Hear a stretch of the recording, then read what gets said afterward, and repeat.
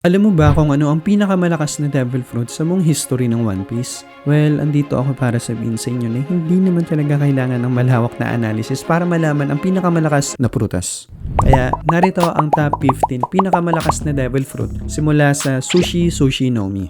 Ang Sushi Sushi Nomi ay isang Paramecia type devil fruit na kinain ni Admiral Fujitora na nagbibigay sa kanya ng kakayahan na mag-manipulate ng gravity. Kaya niya ngang ilipat ang lahat ng bagay sa paligid tulad ng mga debris, battleship at even mga meteors sa outer space. Nakakancel niya rin ang natural gravity ng Earth kung saan nakakadipad siya gamit ang maliit na bato tulad ng nakita natin sa Dressrosa. May malakas din na technique sa Admiral Fujitora na tinatawag na gravity blade kung saan kaya niya ngang ilabas ang gravitational forces mula sa kanyang sword sa pamamagitan ng simpleng paggalaw nito. Even though sobrang lakas ng devil fruit na ito, may weakness pa rin ito which is kapag inatake si Fujitora ay nawawala ang epekto nito. Kapag sobrang lakas din ng kanyang kalaban at kayang labanan ang mismong gravity ay nawawala rin ang effect nito. Number 14, Goro Goro Nomi. Ang Goro Goro Nomi ay isang Logio type devil fruit na nagbibigay sa mismong user ng kakayahan na mag-transform into lightning. Kinain nga ito ni Enel at according kay Robin, isa ito sa mga abilities na itinuturing na invisible. Tulad ng pure lightning, si Enel ay untouchable at wala ring epekto ang mga atake sa kanya. Kaya niya ring gumalaw ng sobrang bilis na para kidlat. Pero ang pinaka-interesting sa devil fruit na ito ay kaya niya ngang i-restart ang kanyang sariling heart gamit ang electricity. Despite sa sobrang lakas nito, ang Goro Goro Nomi ay may weakness din which is ang rubber. Kaya walang epekto kay Luffy ang mga atake ni Enel. Number 13, Nikyu Nikyu Nomi. Ang Nikyu Nikyu Nomi ay isang Paramecia type devil fruit na kinain ng former warlord na si Bartolomeo Kuma. Kaya ngang itulak nito ang kahit anong bagay gamit ang kanyang paw na nagiging bubbles. Kasama dito ang mga nahahawakan na bagay, pati rin ang hindi nahahawakan tulad ng ghosts, memories o kahit na fatigue. Nakita nga natin to sa episode 377 ng One Piece kung saan si Zoro ang umobserve ng lahat ng pisikal na pinsala mula sa katawan ni Luffy. Ang devil fruit na ito ay may matibay din na depensa kung saan nade-deflect nito ang anong mga atake. May malakas at mabilis din ito ng opensa sa pamamagitan ng pagtulak ng hangin. Sa sobrang lakas nga nito, nag-iiwan ito ng butas sa mga bato. Although may weakness nga ito kasi kaya niya lang itong i-activate gamit ang kanyang dalawang kamay. Meaning kapag may hawak siya sa kanyang kamay o kapag na-caught off guard siya ay siguradong matatamaan siya. Number 12, Pika Pika Nomi. Ang Pika Pika Nomi ay isa ring Logio type devil fruit na nagbibigay ng kakayahan sa user na mag-transform into light. Kinain nga ito ni Admiral Kizaru at tulad kay Enel, si Kizaru ay untouchable at wala ring epekto ang mga atake sa kanya. Sa tulong ng Pika Pika Nomi, magagamit ni Kizaru ang mga atake gamit ang light tulad ng laser beams mula sa kanyang mga kamay, daliri o paa. Kaya niya rin kumilos sa speed of light na napakabilis.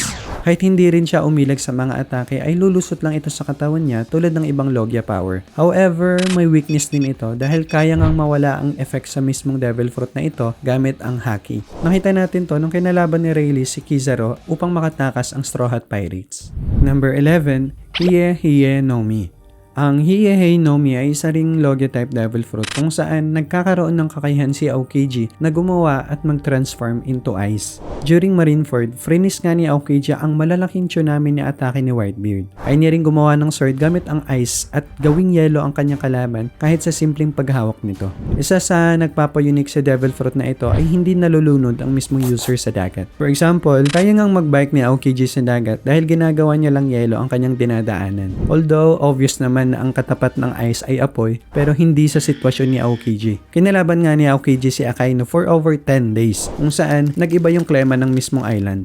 Number 10, Suru Suru Nomi. Ang Suru Suru Nomi ay isang Paramecia type devil fruit na nagbibigay ng kakayahan sa user na makipag-interact at mag-manipulate ng souls. At first, kinain nga ito ni Carmel at later on, kinain ni Big Mom. Ang ability nga ng devil fruit na ito ay kaya niyang manipulahin at angkinin ang kaluluwa ng isang tao sa pamamagitan ng paghawak at paghila nito kapag ito ay natatakot. Maaari din itong nakawin ang lifespan ng isang tao kahit gaano pa ito kahaba, kahit ilang seconds o kahit na ilang dekada ng lifespan ng isang tao. Isa sa interesting sa devil fruit na ito ay kaya nitong magbigay ng soul fragments sa kahit anong objects tulad ng mesa, puno, hayop o kahit na pagkain na nagbibigay sa kanila ng intelligence at ability na makapagsalita. Although ang weakness nga sa devil fruit na ito ay wala itong epekto kapag ang isang tao ay hindi nakakaramdam ng takot tulad ni Jinbei kung saan hindi nakuha ni Big Mom ang kanyang soul dahil hindi siya nakaramdam ng kakaunting takot. Number 9, Mago Mago Nomi.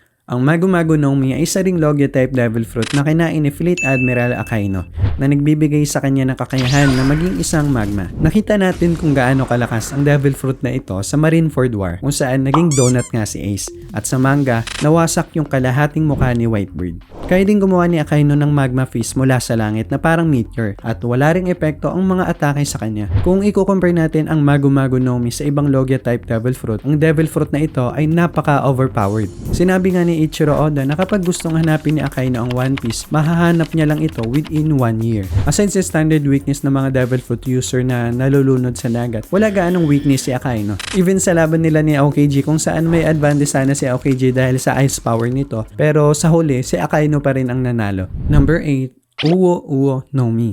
Ang Uwo Uwo no Mi Model Seiryu ay isang mythical zone type devil fruit na nagbibigay kakayahan sa user na mag-transform into Azure Dragon. Kinain ito ng former Emperor of the Sea na si Kaido. Aside sa pagtatransform, ang devil fruit na ito ay may maraming supernatural abilities tulad ng flame clouds na nagbibigay kakayahan kay Kaido na makalipad. Kaya din itong lumikha at magkontrol ng iba't ibang elements tulad ng fire, lightning bolts at tornado na nagdudulot ng malaking pinsala sa mga kalaban. Aside sa pagtatransform into full dragon, kaya ding mag-transform ni Kaido bilang maliit na human dragon para sa mga close combat. Kahit sa gantong form, kaya niya ring mag-control ng mga elements tulad ng apoy. Katulad sa mga nabanggit natin kanina, wala ring gaanong weakness ang Uwo Uwo no Mi maliban sa kailangan niya lang ng malaking space kapag nagtatransform into full dragon.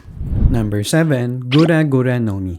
Ang Gura Gura no Mi ay isa ring Paramecia type devil fruit na kinain ni Whitebird na nagbibigay sa kanya ng kakayahan na lumikha ng malalakas na vibration at earthquake. Although ninakaw nga ito ni Blackbird sa huli. Sa Marineford War, nakita natin ang lakas nito nung ginamit ito ni Whitebird laban sa mga admirals. Kaya ngang wasakin nito ang mga island at lumikha ng tsunami, lindol at kahit basagin ang mismong hangin. Ang devil fruit na ito ay tinuturing na pinakamalakas na Paramecia type devil fruit na kayang wasakin ang buong mundo. Although hindi natin nakita ang full potential ng devil fruit na ito dahil hindi pwedeng gamitin ni Whitebird ang buong capacity dahil possible na madadamay ang kanyang mga crew member na nasa Marineford din. Pero sinabi nga ni Vice Admiral Churo na walang ligtas na lugar sa mundo kung ma-activate ang buong potential ng Gura Gura no Mi.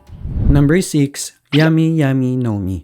Ang Yami Yami no Mi ay tinuturing na pinakamalakas na Logia-type devil fruit. Kinain nga ito ng current Emperor of the Sea na si Blackbeard at ito ay nagbibigay sa kanya ng kakayahan na lumikha at kontrolin ang darkness. Ang darkness mula sa devil fruit na ito ay pinapakita bilang parang isang black smoke na lumalabas sa katawan ni Blackbeard. Kaya nga nitong i-absorb at sirain ang lahat ng mga bagay na parang isang black hole. Na-absorb din ito ang lahat ng mga atake at kaya niya ring hilahin papalapit sa kanya ang mga kalaban. Although kapag mga tao naman ang kanyang ina-absorb ay nakakasurvive pa rin ito pero malubhang injury pa rin ang aabutin nila. Ang pinaka-interesting sa devil fruit na ito ay kaya nitong ma-absorb at magtanggal ng kapangyarihan sa ibang mga devil fruit user sa pamamagitan ng paghawak sa kanila. Sinasabi din na ang Yami Yami no Mi ang pinakamasamang devil fruit sa lahat.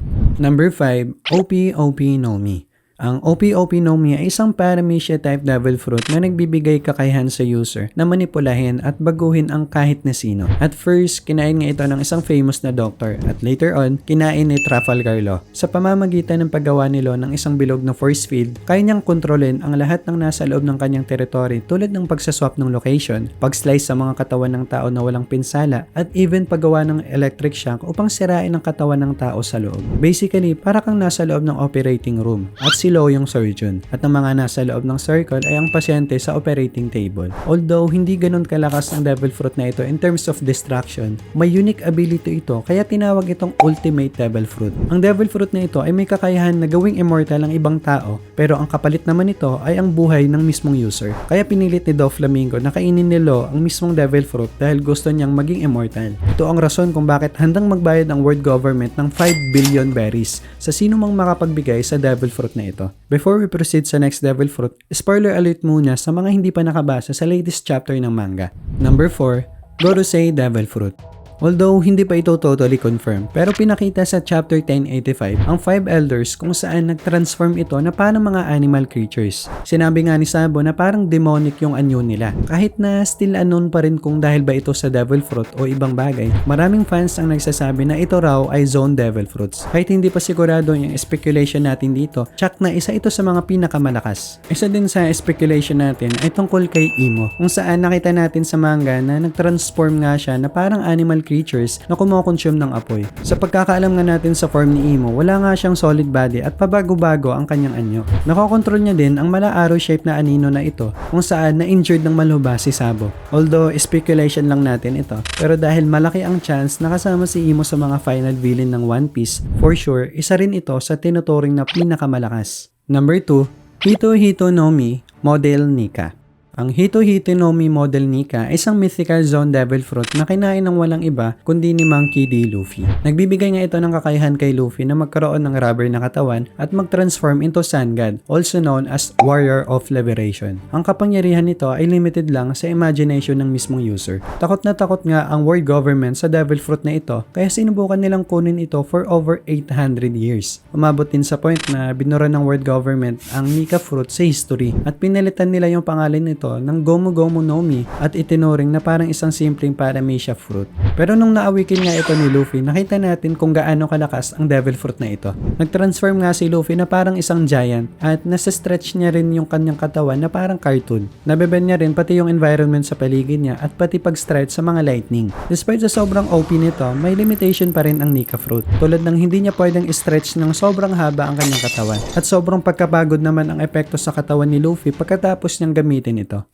Number 1, Brain Brain Devil Fruit. Ang Brain Brain Devil Fruit ay isang paramecia type na nabibigay kakayahan sa user na magtaglay ng napakaraming knowledge at information sa kanyang utak. Sa One Piece Manga Chapter 1067, nireveal nga sa atin ni Oda na ang kumain sa Brain Brain Devil Fruit ay si Dr. Vegapunk. Although pinanganak nga na genius si Vegapunk, pero sa tulong ng Brain Fruit, mas na-enhance pa ang kanyang kakayahan na matuto at mag-store ng infinite amount of knowledge sa kanyang utak. Yes, ang Devil Fruit na ito ay hindi nga pang fighting style, pero napaka-overpowered ng Devil Fruit na ito based sa epekto nito sa mundo ng One Piece. Tulad ng paggawa ni Vegapunk ng giant robot, cyborgs, at ng Seraphim, which is ang enhanced clone ng mga Warlord of the Sea. Pati rin ang research ni Vegapunk sa mga Devil Fruits at Void Century, kung saan nakagawa rin siya ng mga clone ng Devil Fruits. At honestly, sa kanyang natural na talino at sa tulong din ng Brain Fruit, hindi pa natin alam kung ano pa ang kayang gawin ni Dr. Vegapunk sa mundo ng One Piece. Kung gusto mo ding malaman ang mga hidden secrets sa One Piece, panoorin mo ang video na ito.